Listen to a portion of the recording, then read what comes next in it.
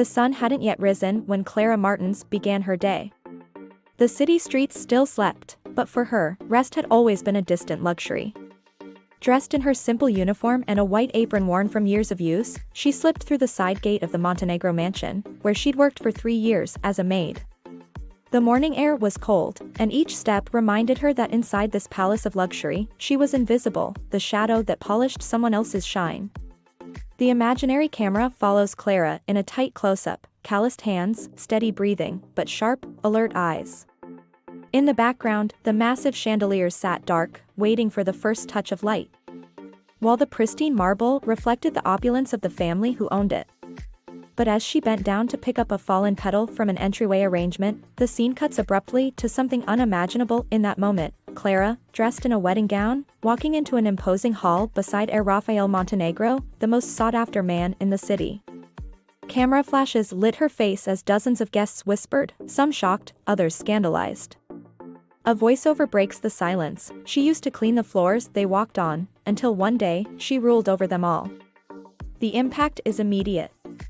Who is this woman who went from invisible to the center of a wedding that shook the city's elite? The question lodges itself in the viewer's mind. The cut returns to Clara's daily routine, reinforcing the contrast. The altar scene is just a promise of what has to come, and the audience is already hooked, eager to learn the path between these two worlds. This opening also subtly introduces the forces that will drive the story. As Clara scrubs the floor, muffled voices echo in the corridor, preparations for Raphael's return after months away on business, and the biting gossip of other staff about who will be the next Mrs. Montenegro. Clara doesn't respond, but her eyes reveal she hears every word. The mood is strengthened by visual details, the mansion's walls lined with rare art, imported furniture, and a perfectly manicured garden. Everything is designed to display power, and to remind those who serve that this is a world out of reach. By the end of this first segment, the camera, or, in this case, the viewer's imagination, returns to the altar. Raphael's gaze is serious, almost unreadable, as Clara holds his arm. It's impossible to tell whether there's love, duty, or strategy behind the gesture. A close-up on Clara's eyes reveals a mix of fear and resolve. And just like that, the hook is set. The audience knows where the story ends up, but they're desperate to discover how and why. Before she became the woman who would one day walk arm in arm with the city's most desired heir, Clara Martins already knew the weight of humiliation and scarcity. She grew up in a modest neighborhood, in a house that seemed smaller with every debt piling up on the kitchen table. Her mother, Donna Lord, did the impossible to keep the family afloat after Clara's father, a truck driver, had an accident and could no longer work. From an early age, Clara learned that dreams don't come true on their own, and that for those born without privilege, they come at a price far too high. At 15, she began working as a babysitter and kitchen helper, handing over almost all her earnings at home. There was no room for luxuries, not even for a birthday cake. But what truly marked her youth wasn't just poverty, it was the quiet prejudice that followed her whenever she crossed the city's invisible borders. At school, she was the girl with the same clothes every week. In the wealthy district where she made deliveries, she was the maid's daughter, even though no one knew her mother. Deep down, Clara understood that these barriers were stronger than any wall. At 19, she landed a job at the Montenegro mansion. The work was hard, but the pay helped cover the bills, and little by little, she managed to enroll her younger brother, Pedro, in a technical course. For Clara, that job was a lifeline, but also a daily reminder that she lived in a world that wasn't hers. The first time she saw Rafael Montenegro was like a silent flash of lightning. He had just returned from an international trip and walked through the hallway without noticing her. He wore a flawless suit, a phone pressed to his ear, and the kind of confidence only someone who's never had to worry about tomorrow carries. Clara, silent, kept cleaning the marble floor. But something inside her marked that moment, like jotting down a detail in a book that hasn't yet been written. Life, however, didn't spare its blows. A year after she started at the mansion, her mother fell gravely ill. Between endless hospital visits, overnight shifts, and growing debts, Clara nearly lost her job. It was during that time she began to notice certain looks in the house wherein as harmless as they seemed, especially from Melissa Vasconcelos, Rafael's cousin and heiress to another fortune. Melissa saw Clara as a threat, even though at that time, nothing connected the two beyond living under the same roof. Clara's past is more than just a backstory, it's the weight she carries with every decision. It's the lens through which she views every act of kindness with suspicion, and every promise of love with caution. It's also the engine that drives her never to return to where she came from, even if it means stepping into dangerous games. When the imaginary camera returns to the present, we see Clara polishing a vase in the mansion's main hallway while, in the background, Melissa's laughter and that of her friends spill into the room. The difference between them isn't just clothes or a last name, it's an entire chasm. And soon, that chasm will be challenged. Saturday mornings at the Montenegro mansion followed an unwritten ritual, fresh flowers in the halls, crystal polished to a blinding shine, and the hurried steps of staff trained from day one to move without a sound. Clara knew every creak, every shadow in the main corridor. But that Saturday, there was something new in the air, a sweet, insistent perfume that announced Melissa Vasconcelos before her silhouette even appeared at the curve of the staircase. Melissa descended as if stepping onto a stage, ivory silk dress, stiletto heels, dark hair falling in calculated waves. She carried an orchid arrangement in one hand, and in the other, her phone, the showcase where her life always had to gleam. Clara, kneeling before a French console, was putting the final touches on the mirror when she heard the chime of Melissa's bracelets. "You," Melissa said, not truly looking at her, just pointing. "The orchids go to the music room.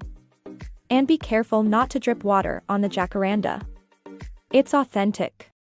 Clara rose calmly and took the arrangement. The vase was heavy, the stems delicate. As she adjusted her grip, Melissa added, with a smile that never reached her eyes, "And, if you can, be discreet. We're expecting important company. The house doesn't need to look like a boarding house." The sentence hung between them like a venomous insect. Clara held her breath for a second, then walked off without answering. She had learned that sometimes silence was the only reply that didn't feed someone else's fire. In the music room, light filtered through white curtains, striping the grand piano in pale lines.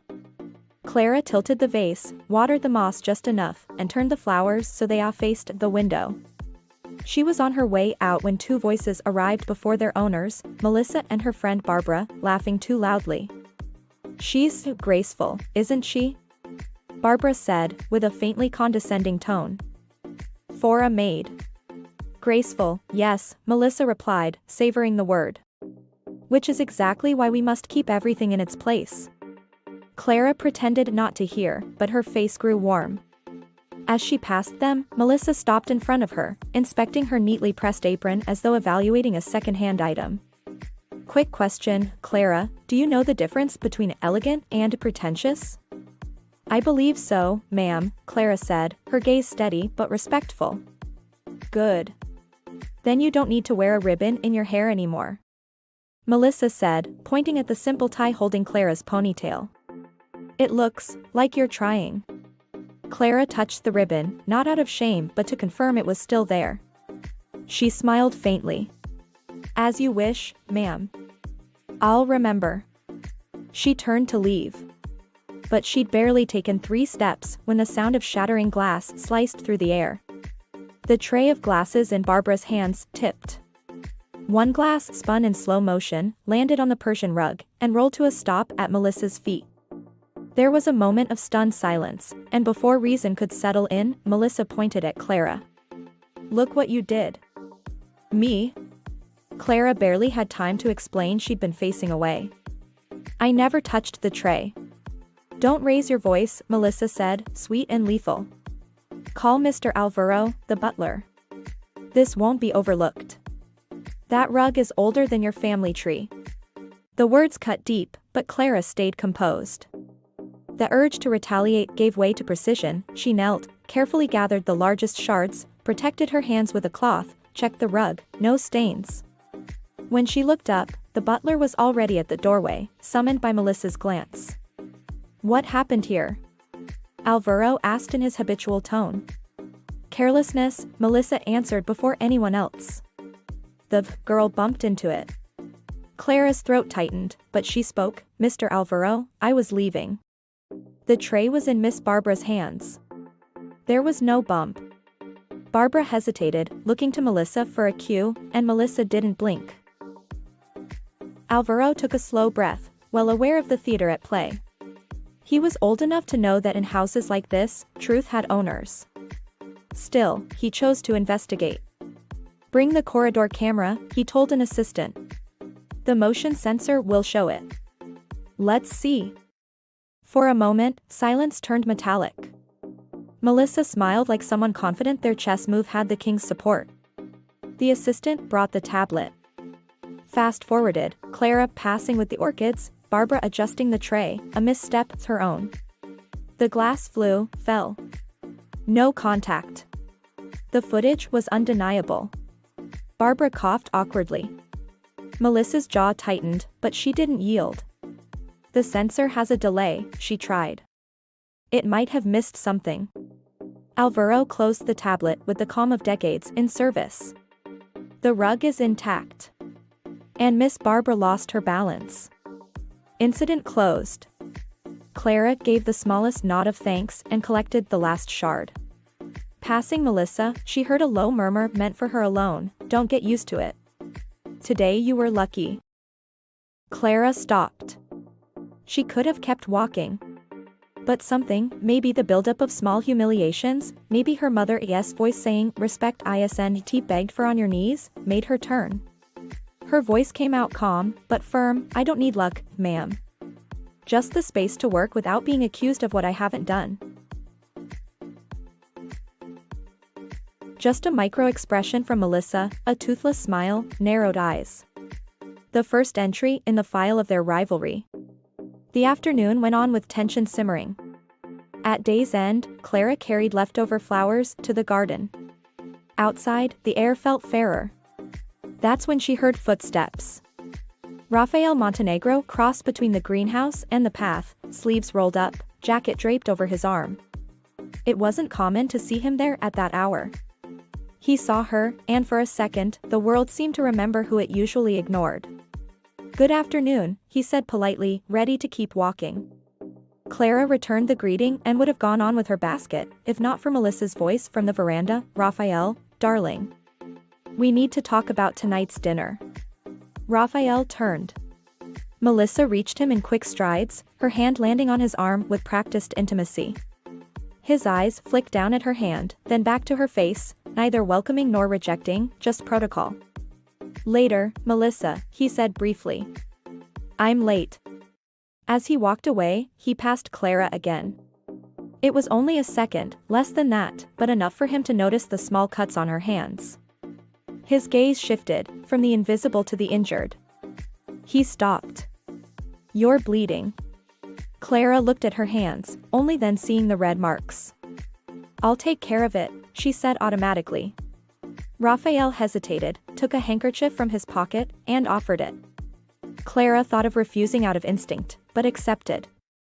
He nodded and moved on.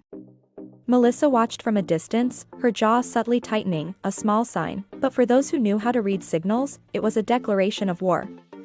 By nightfall, the house had transformed, chandeliers lit, music drifting, guests arriving.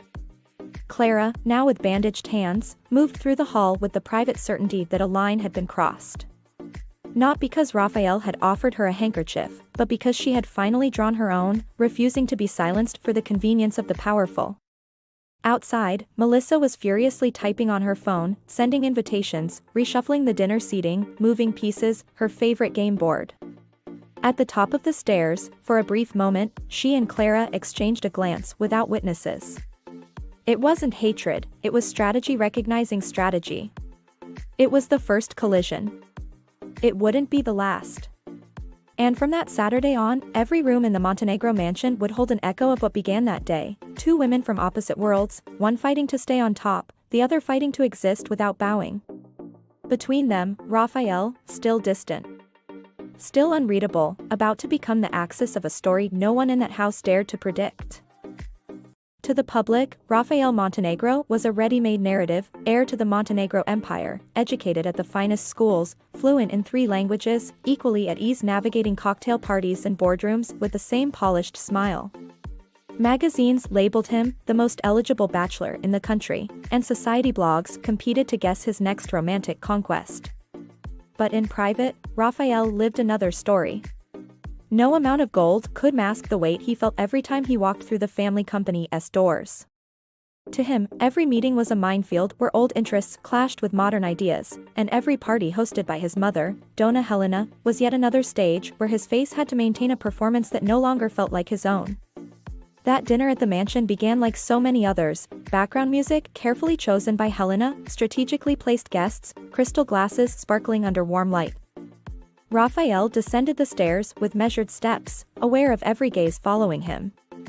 In the background, Melissa, flawless as always, was already rehearsing her approach, a routine he knew by heart.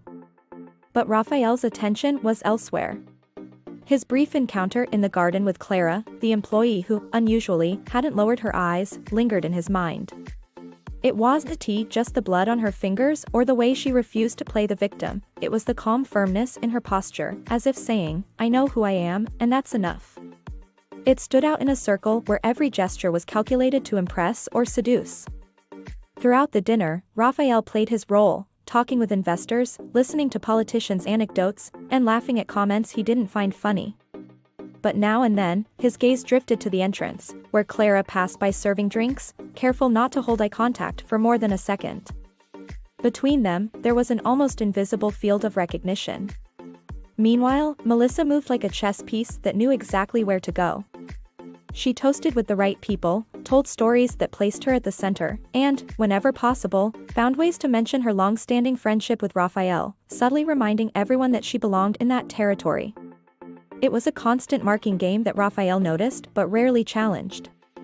Not out of fear, but because choosing his battles was a skill he'd mastered early on. As the night went on, between courses, Rafael quietly slipped out to the side balcony. The fresh air gave him a rare moment of silence. That's when Clara emerged through the service door with a basket of silverware. She saw him, hesitated, and began to turn back, but Rafael stopped her. "Wait." His tone was not a command, but an invitation. Clara froze, unsure whether to stay or retreat. "How's your hand?" he asked, recalling the cut.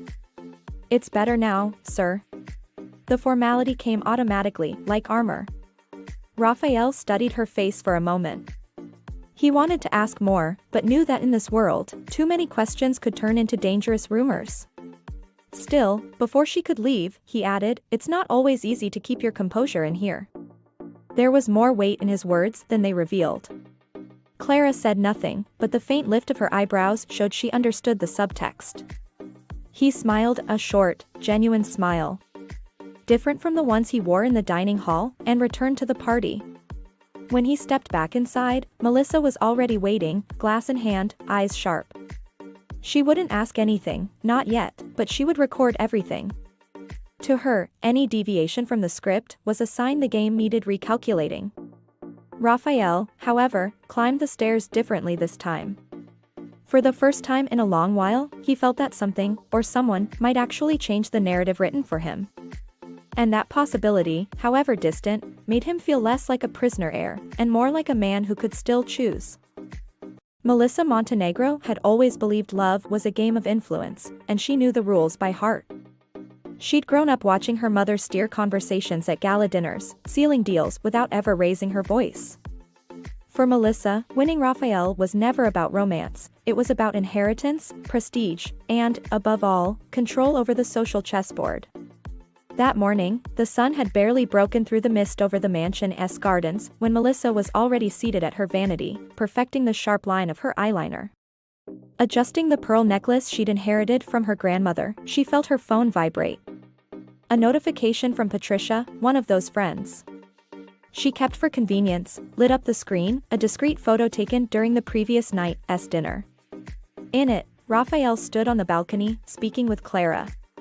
The distance made it impossible to hear the exchange, but the lean of their bodies and the attentive look on Rafael's face were enough to trigger Melissa's internal alarm. So that's the maid who thinks she can stand beside me. She murmured, smiling almost imperceptibly. Melissa knew direct attacks were risky. Raphael disliked baseless confrontations, and if he sensed petty malice, he might distance himself. She needed subtlety, and subtlety was her specialty. At breakfast, she joined Donna Helena, Raphael's mother, in the winter garden. Wearing an expression of polite concern, she began. "Helena, have you noticed that new employee? What's her name again?" she feigned forgetting. "Clara," Helena replied, stirring her coffee. "Seems hardworking." "Why?" Melissa sighed, as if reluctant to continue. "Oh, maybe it's just me, but I've heard whispers she has, let's say, a talent for getting close to certain men in the house." Helena's brows lifted, and Melissa quickly softened her tone. "Of course, I'm not claiming anything. I just thought it best to mention it. The last thing you need is gossip spreading through the kitchen." Amor, Helena said nothing, but the seed was planted. The rest of the day, Melissa moved like a tactician. She met Patricia and two other friends at the busiest cafe in the city center, making sure to sit at the most visible table. Between sips of cappuccino, she began telling a story she'd heard from a reliable source about a maid who, according to her, was taking advantage of a man's vulnerability to get closer to him. Her friends, drama enthusiasts, would carry that rumor like wildfire. Within hours, the tale would reach every gardener, cook, and driver on the estate. Meanwhile, Clara carried on with her routine. Unaware of the invisible net tightening around her. She only noticed subtle shifts, two coworkers exchanging quick glances when she entered the staff dining room, the gardener failing to return her usual greeting. Small changes, but changes nonetheless. That evening, Melissa wore a navy blue silk gown and placed herself beside Raphael at a charity event. She smiled, greeted guests, and whenever someone praised her dedication to the Montenegro family, she lightly touched Raphael's arm, crafting the perfect image of unity. Between toasts, she let calculated lines slip. "It's so rare to find truly genuine people these days," she said, meeting his gaze. "Especially when some draw near for all the wrong reasons." Raphael studied her for a moment without comment. But even the smallest pause meant her strategy had hit its mark, planting a seed of doubt. Melissa knew that in a world where appearances mattered more than truths, a well-nurtured doubt could be far more dangerous than an outright lie. When the event ended and Raphael headed for the car, Melissa lingered at the door, catching her reflection in the glass. A cold glint flashed in her eyes, the satisfaction of someone who had just moved a crucial piece on the board. To her, it didn't matter how long it took. Wars weren't won in a single night, but move by move. And Melissa had just made the first one that truly mattered. In the first days, Clara thought the discomfort she felt was just her own insecurity. Working in the Montenegro mansion was intimidating enough, the hushed corridors, the crystal chandeliers, the walls lined with portraits of ancestors that seemed to judge her with stern eyes. But, little by little, she realized there was something else. It wasn't just the weight of the place. It was the weight of the stairs. In the kitchen, once lively with quiet chatter and muffled laughter, voices now faded whenever she entered. The head chef, her only real friend there, avoided her eyes. The maids exchanged folded notes that disappeared into their aprons the moment she approached. Even the gardener, who used to hand her fallen flowers from the beds, now greeted her with a cold nod, no smile. At first, Clara tried to ignore it. She pressed on, carrying out each task with almost military precision. But the feeling of isolation grew, like an invisible web tightening around her with each passing day. And what hurt most wasn't open hostility, it was the silence. One afternoon, while she polished the grand piano in the main room, she caught two maids talking near the doorway. They didn't say her name, but the words interest and a boss hung in the air like knives waiting to fall. When she turned toward them, they quickly dispersed, avoiding her gaze. That same night, during the formal dinner, Raphael came into the kitchen to fetch a glass of wine. Clara felt her heartbeat quicken as he approached to thank her, but she noticed something different. His smile was still there, but there was a hesitation behind it, as if a faint shadow of doubt had crept into his thoughts. It was brief, almost imperceptible, but enough to make the ground tremble under her feet. Later, in the small room she occupied at the back of the property, Clara sat on the edge of her bed, trying to piece things together. The puzzle began to take shape: the stairs, the whispers, Raphael's subtle change, and then, like lightning, Melissa's image came to mind. The flawless elegance, the razor-sharp smile, the way she always managed to dominate a room. Clara knew Melissa didn't just see her as a maid, but as a threat. From that moment, every step Clara took seemed watched. Delivering a tray of coffee to the library, she felt Melissa's eyes measuring each move. Passing Helena in the hallway, she sensed a silent evaluation, as if the matriarch was searching for proof the rumors were true. The psychological pressure began to take its toll. Clara started making small mistakes she never made before: a cup placed slightly off-center, a towel folded imperfectly. And every slip was noted with surgical precision by Melissa, who never missed a chance to correct her with a sweetness too polished to be genuine. Yet Clara wasn't someone who broke easily. Alone in her room, she made a silent vow: she would not let Melissa win. But she also knew that to face someone like her, determination alone wouldn't be enough, she would need evidence.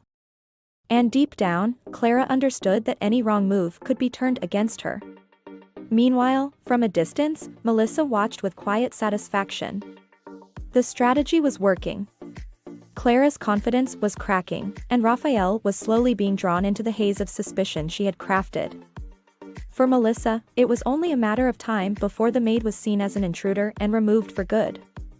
The game of stares and silences had reached its most tense point. And Clara, now fully aware she was the target of a calculated attack, knew the next move had to be hers, AMO, or she would lose far more than just her job. Melissa knew the silent pressure inside the mansion was working, but it wasn't enough. To destroy Clara completely, she needed to expose her publicly, in a way Raphael couldn't possibly ignore. The perfect opportunity came with the announcement of the Montenegro family's annual charity ball, a gala event that gathered businessmen, politicians, and members of high society, all ready to judge every detail. The pretext for involving Clara was almost impossible to refuse. Melissa approached with a sweet smile, claiming she needed an extra pair of hands to help organize the events backstage, since the guest list had doubled that year. Raphael, suspecting nothing, supported the idea, thinking giving Clara more responsibility was a way to acknowledge her hard work. On the night of the ball, the mansion was transformed. Chandeliers glittered like constellations, exotic flower arrangements perfumed the air, and live music filled every corner with calculated elegance. Clara, in a pristine uniform, moved through the halls coordinating waiters and ensuring every detail was perfect. But Melissa hadn't brought her into the spotlight by accident, she was laying the trap. As Clara worked, Melissa moved among the guests, whispering to select women.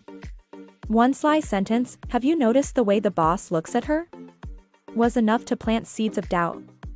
Within minutes, the rumors spread like spilled wine across the ballroom. The climax of the setup came when Melissa, all innocent grace, asked Clara to personally deliver a glass of wine to Raphael, who was speaking with a circle of influential businessmen. Clara hesitated, she knew crossing the ballroom under so many eyes wouldn't go unnoticed, but refusal wasn't an option. When she approached, Raphael smiled, but before he could thank her, Melissa appeared at his side and, in a perfectly timed move, tripped on the hem of her dress. Clara's glass tipped, spilling red wine across the glass table and splattering the sleeve of one of the businessmen. The silence that followed was so thick it seemed to press down on the room. Melissa rushed in to help, her voice pitched just right. "Oh dear, Clara, you really must be more careful." It was framed as a mild scolding, but enough for everyone nearby to register the tension. Clara tried to apologize, but the stares already carried judgment. The incident, small in substance, had been staged to look like a sign of incompetence or, worse, of overstepping into a space that didn't belong to her. Afterward, the whispers multiplied. Clara could feel the burn of eyes on her back, as if she were being stripped bare in the middle of an elite that would never accept her. Raphael, though polite, seemed unsettled, and she couldn't ignore the fact that he avoided her for the rest of the night. By the time she was collecting the last glasses and folding the wine-stained linens, Clara knew Melissa had achieved exactly what she wanted, she had made her a target. Not just inside the mansion, but in front of the entire Montenegro social circle. And deep down, Clara understood this public humiliation wasn't the final blow, it was only the opening move in a far more calculated attack. The humiliation of the ball didn't burn out, it smoldered into something Clara didn't know she carried, a hard, compact core of resistance. By the next morning, when every whisper in the mansion still revolved around spilled wine and the maid trying to climb the ladder, she made her choice, she would stop reacting and start acting.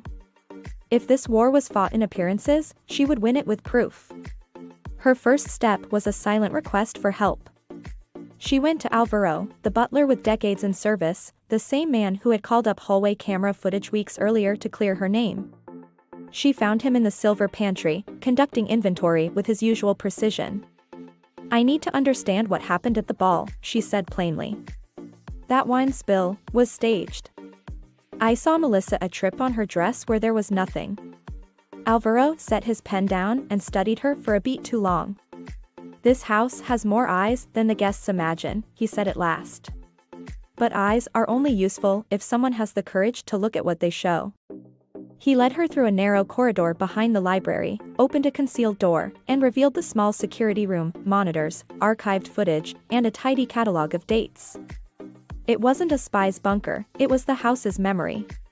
He entered a password, scrolled to the hours of the ball, and advanced the feed to the exact moment. In a side camera close-up, Melissa moved into frame with studied precision, hooking a finger under the hem of her dress to pull the fabric back, creating the perfect staged stumble, right as Clara reached the group with the glass. "Here," Alvaro said, pausing. "And here." He rewound 2 minutes. Another angle showed Patricia, Melissa's orbiting friend, positioning herself just so to witness the mishap. Frame by frame, the choreography revealed itself. Clara's fists clenched, not from rage, but from focus. Proof. She had her first. "Can I copy this?" she asked. Alvaro hesitated again. "Loyalty to this house is not loyalty to the cruelty of those who use it as a stage," he said, sliding a flash drive into the terminal. "But be careful, girl. Proof without strategy is just kindling." Clara nodded her thanks. Leaving, she texted Camila, her friend outside the Montenegro walls, "I have something.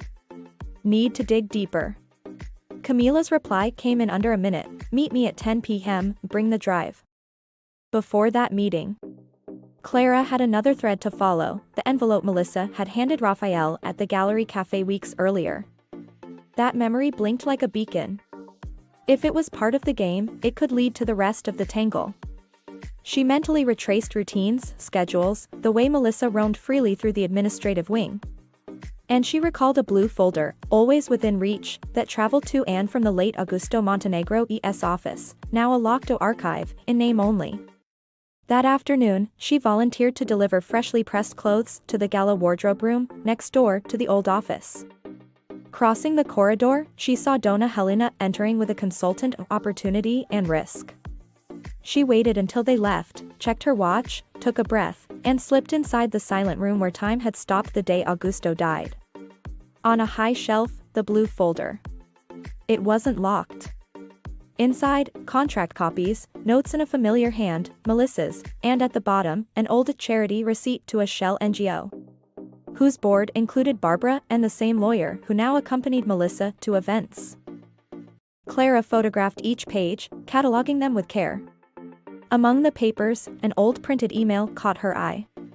An exchange between Melissa and the lawyer discussing leveraging pressure on Raphael and controlling narratives involving staff. The date matched the start of the rumors about her.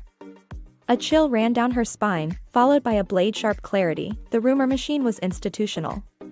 At 10 p.m., in the discreet cafe on a back street, Camila arrived with a laptop. They sat in a shadowed corner behind shelves of vinyl records. "Show me," Camila said.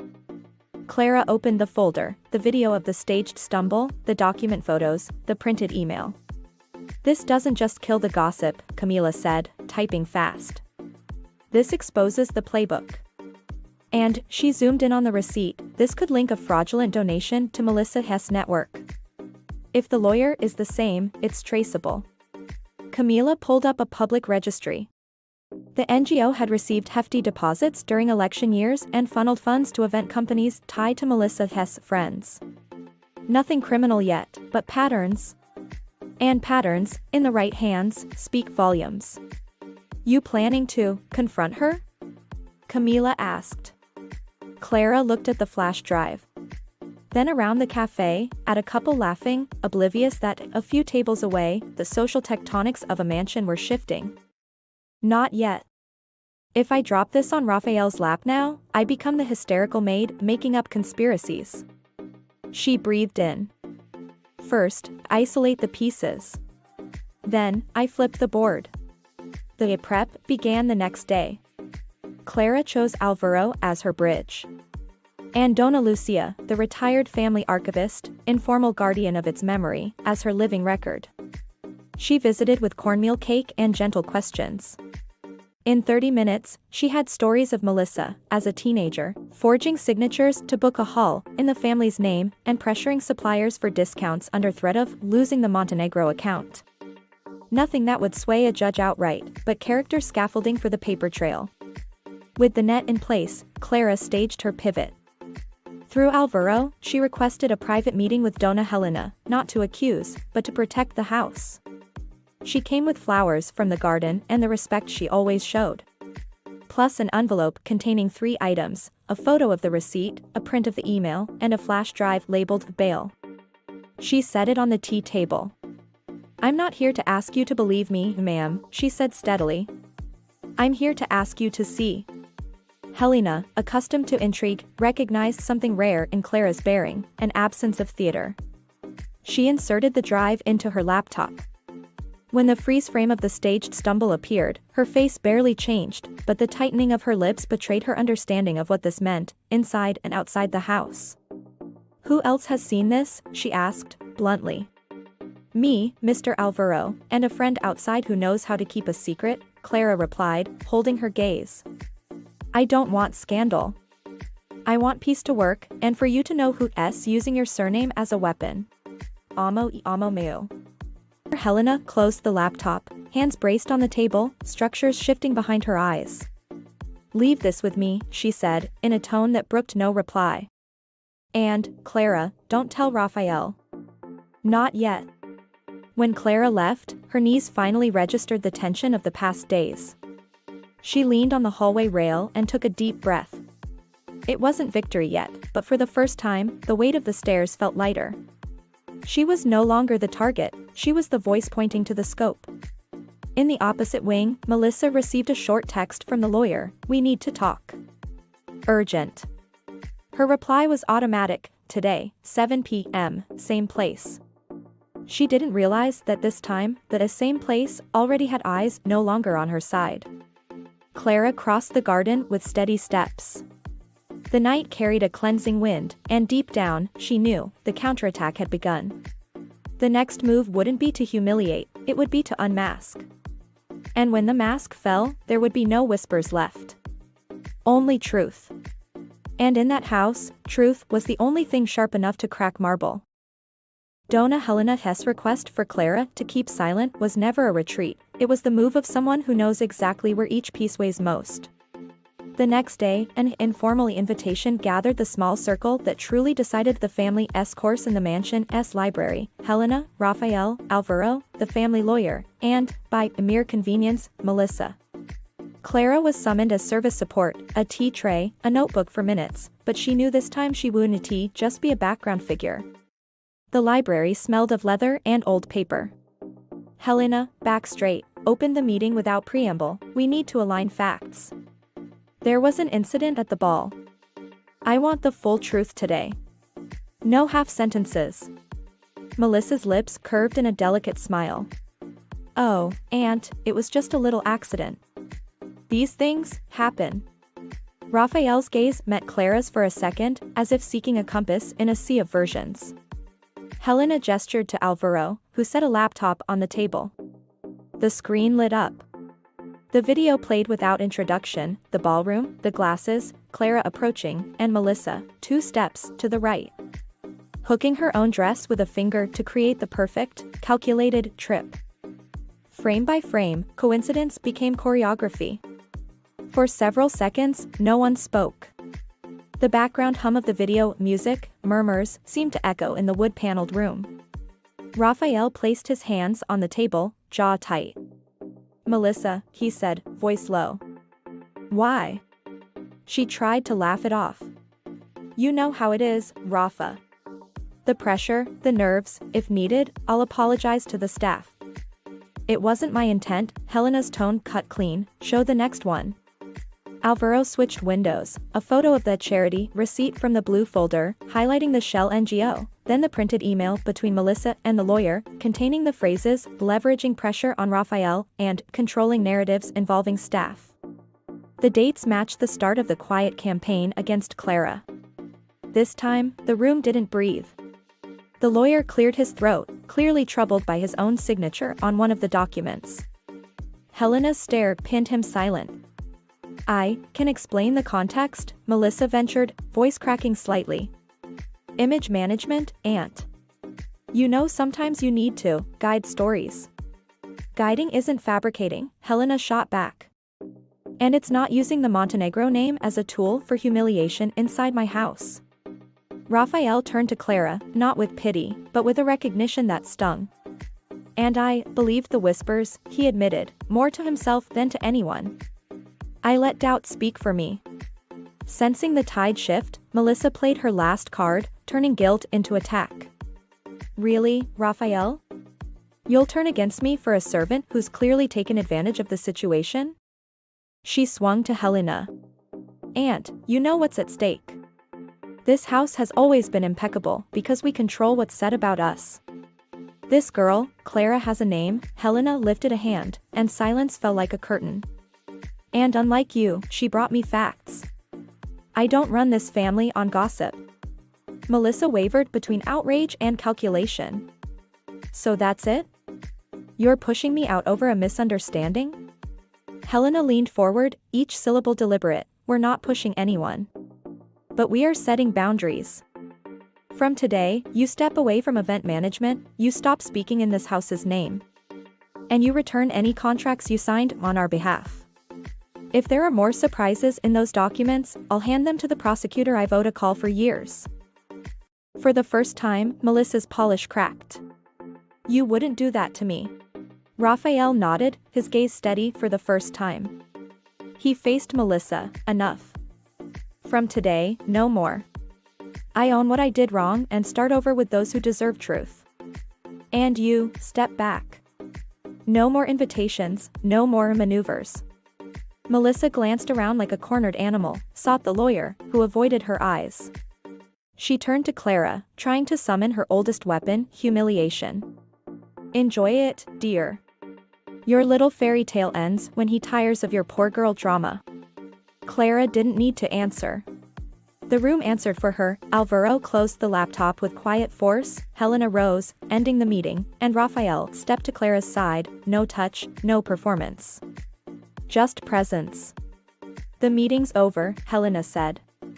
"Alvaro, see Miss Vasconcelos out through the side door. The driver will take her." "No need," Melissa spat, grabbing her bag. "I know the way." She left. Her perfume too sweet for the sharpness lingering in the carpet.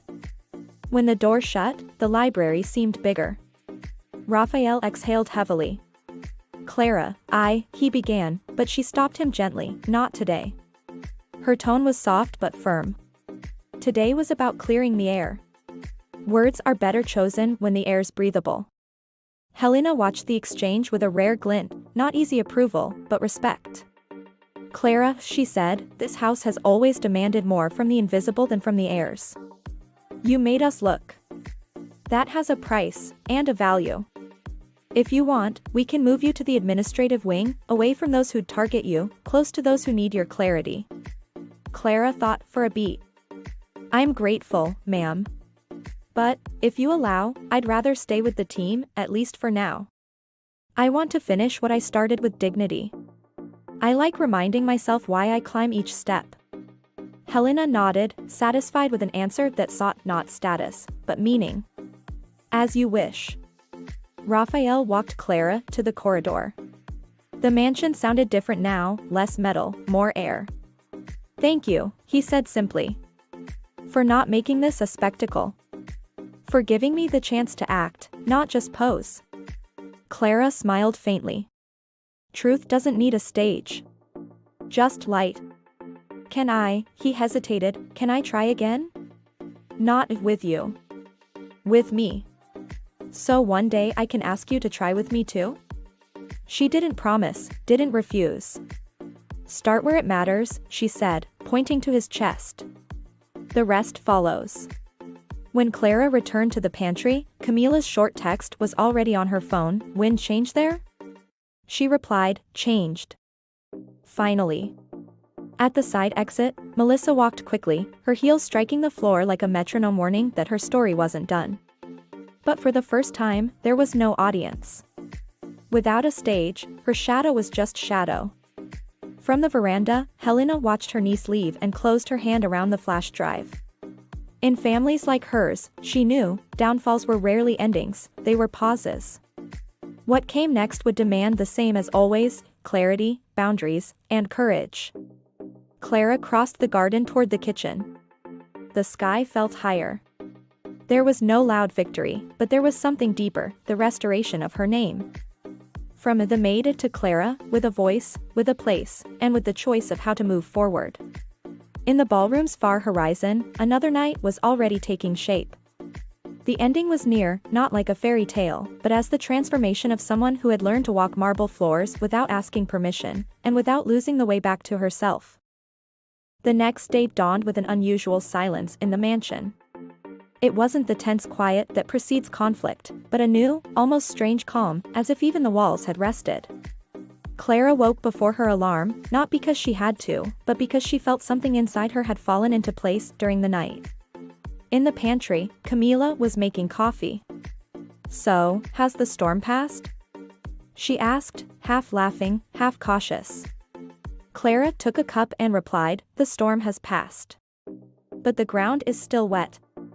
A few hours later, Donna Helena called Clara to her office. The room was lit with sunlight filtered through linen curtains and carried the light scent of jasmine.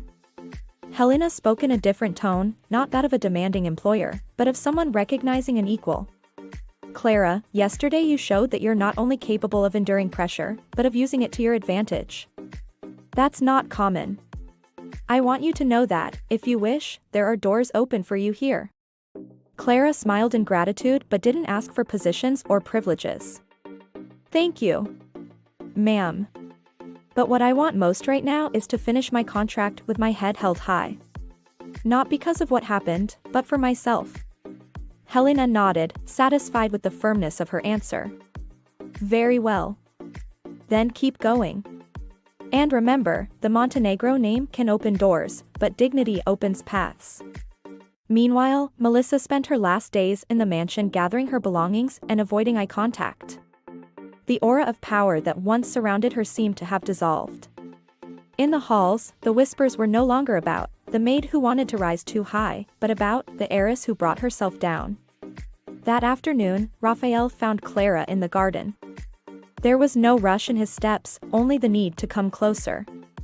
"Yesterday, I realized how much I let myself be swayed by those who claimed to speak for me. And I saw how you stayed standing, even when I didn't deserve your trust." Clara looked at him, thoughtful. "Raphael, trust isn't something you lose with just one lie. You lose it when you don't bother to look for the truth." He took a deep breath. "I want to look for it. And I want you, when you're ready, to see me not as the heir, but as someone who chooses to stand by your side for who you are." Clara didn't promise anything. She simply replied with calm, "Then start by being that person. The rest will come." The following night, a discreet dinner gathered only the closest family and a few longtime employees. It was the first time in months that Clara sat at the table without the weight of judgmental eyes. Camila, sitting beside her, whispered, "Looks like you're finally breathing." "No," Clara corrected, smiling faintly. "Now I'm living." As the wine was served, Helena raised her glass. "To those who have the courage to speak, even when everyone else prefers to hear comfortable lies." Clara felt the toast reach her across the table, even without her name being spoken. It was a silent acknowledgement, the most valuable kind she could receive. Outside, the wind swept through the garden. Melissa had left that morning, leaving behind more than just luggage. She left an emptiness that wasn't a loss, but space for something new to grow. Raphael, in turn, was beginning to walk without the chains that once clouded his gaze. Clara, still in her simple uniform, crossed the hall feeling that each step was not just part of her work, but part of building who she had become. She was no longer the maid in anyone's eyes. She was Clara, a woman who had faced intrigue, endured humiliation, and, without ever needing to shout, had claimed her place. And deep down, she knew this was only the first page of a story she herself would choose to write. Hey, did you like this story? Then hit subscribe to Between Lies and Love so you won't miss the next chapters. Don't forget to like this video. It really helps us bring you more emotional, anime-style K-drama stories. And I want to know, what was your favorite part of this story? What do you think we could do better in the next episodes? Leave your thoughts in the comments. I read every single one, and your idea might even show up in the next video. So subscribe, like, comment, and join this family that loves drama, twists, and unforgettable stories.